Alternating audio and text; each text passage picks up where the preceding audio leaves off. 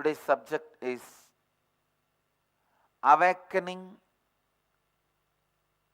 the potential bioenergy, your Kundalini energy. In Sanskrit, we have the word Kundalini. The equivalent English word can be awakening the inner potential energy, potential bioenergy.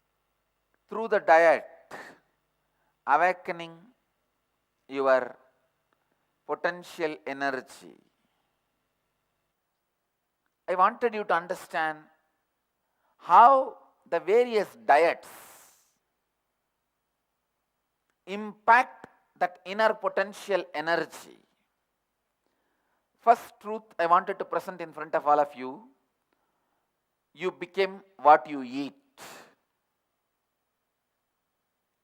Anything you eat, that becomes you.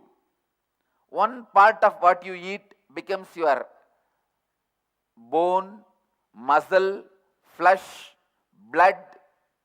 One part of what you eat becomes your words.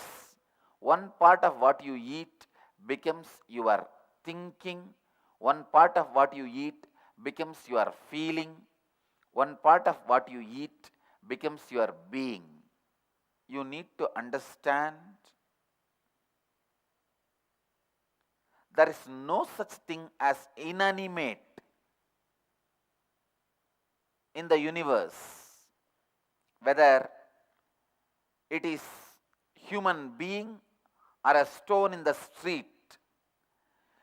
The variation is only degree of life, not the existence of life. Please understand. The variation is only the degree of life, not the existence of life. Whether it is a human body or the stone in the street, only the degree of life. So, we need to understand, when we kill an animal for our food and consume that as a food, what all the effects happening to our inner potential energy. And if we eat vegetarian sattvic diet, the word sattvic means pure. If we eat the pure diet, what happens to our inner potential energy? Our flesh has a capacity to store the memory. All our memories are stored, recorded in our flesh. Your emotions and your body is very closely connected because your memories are recorded in your body. When an animal is killed, the animal is not going to be blessing all of us and the world when it is dying. Naturally, it is going to express so much of hatred, fear, anger, unfulfilled desire for life, a deep incompletion. When it is dying, it is going to release such powerful incompletion into its muscle memory, into its biomemory, into its body.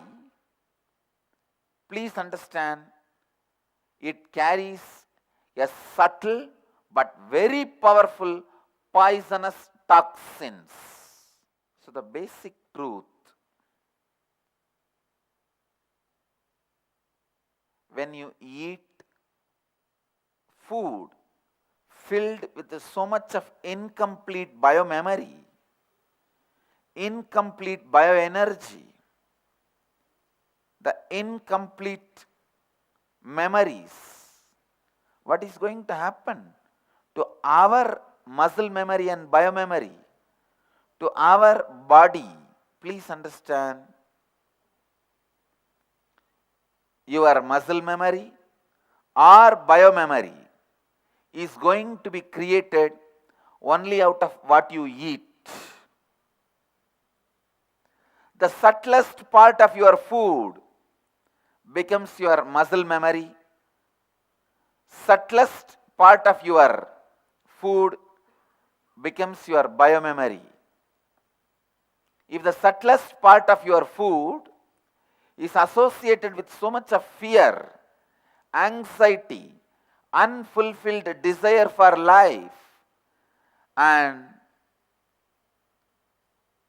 incompletion, then what kind of biomemory, muscle memory it is going to create in your body, you have to decide.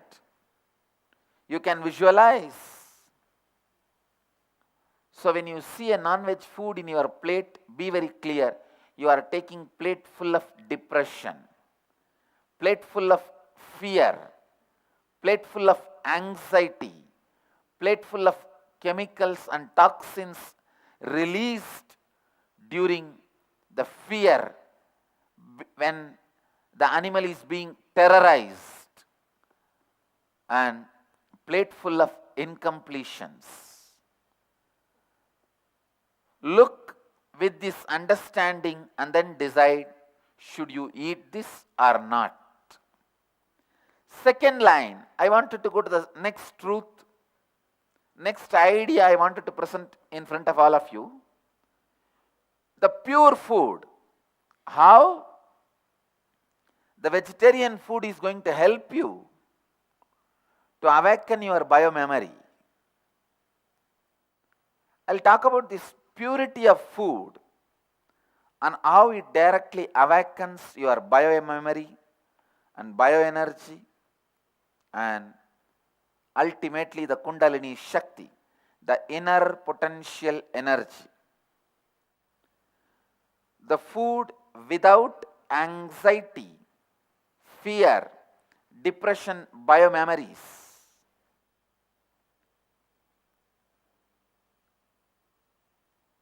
If they are consumed,